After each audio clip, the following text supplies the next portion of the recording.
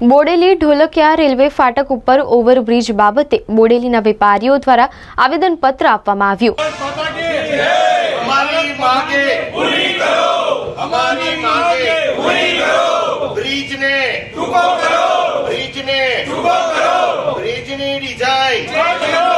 Railway ફાટક પર overbridge બનવાના ચક્રો ગતિમાન થયા છે અને જેની ટેન્ડર પ્રક્રિયા પણ હાથ ધરવામાં આવી છે, જેને લઈને સ્થાનિક આસપાસના વેપારીઓમાં ખૂબ વિરોધની લાગણી પ્રસરી છે એની ડિઝાઇન જોતા। અને સ્થાનિક દરેક વેપારીની એક જ માંગ છે કે ભાઈ આ બ્રિજને ટૂંકો બનાવવામાં આવે અને આ બ્રિજને 300 મીટરની અંદર બંને બાજુ બનાવવામાં આવે। તદુપરાંત બ્રિજની આજુબાજુ જે 5.5 મીટરનો સર્વિસ રોડ આપવામાં આવ્યો છે એ બદલીને 3.75 મીટરનો કરવામાં આવે, જેથી દરેક વેપારીઓને એમની દુકાનની બહાર પાર્કિંગની અસુવિધા ઊભી થાય નહીં। સ્થાનિક લોકોમાં આને લઈને બહુ રોષ છે। પ્રશાસનને સ્થાનિક લોકો દ્વારા એક જ રજૂઆત છે કે ભાઈ અમારી રજૂઆતો ધ્યાનથી સાંભળવામાં આવે અને આ બ્રિજની ડિઝાઇનમાં ચેન્જ કરવામાં આવે, અને જો આ બ્રિજની ડિઝાઇનમાં ચેન્જ કરવામાં નહીં આવે તો અમે ગાંધી ચિંધ્યા માર્ગ પર આગળ વધીશું અને આ બ્રિજ પીયર ડિઝાઇનનો બને તેની પણ અમારી માંગ છે। હાર્દિક પંડ્યા।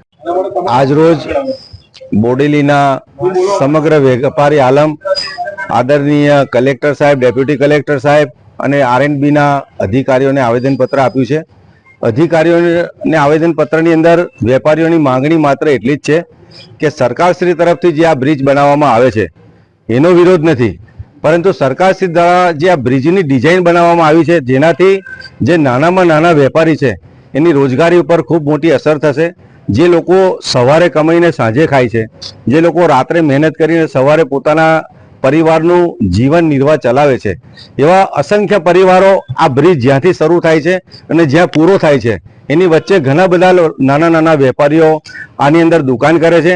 આ વેપારીઓની માત્ર માંગણી એટલી જ છે કે સરકારશ્રી આ બ્રિજની ડિઝાઇન ચેન્જ કરે અને લોકોની રોજગારી ના છીનવાય એ માટે આજે સમગ્ર વેપારી આલમ આજે ડેપ્યુટી કલેક્ટર સાહેબ, આરએનબીના અધિકારીશ્રીને આવેદનપત્ર આપ્યું છે અને અમને શ્રદ્ધા અને વિશ્વાસ છે કે આ ગુજરાતના મૃદુ અને મક્કમ મુખ્યમંત્રી આદરણીય ભૂપેન્દ્રભાઈ પટેલ સાહેબ અમારી આ લાગણીને સમજશે અને જે તે ડિપાર્ટમેન્ટને એવી સૂચના આપશે કે ભાઈ વેપારીઓની લાગણી સાથે રહીને આપણે આ વિકાસનું કામ કરીએ।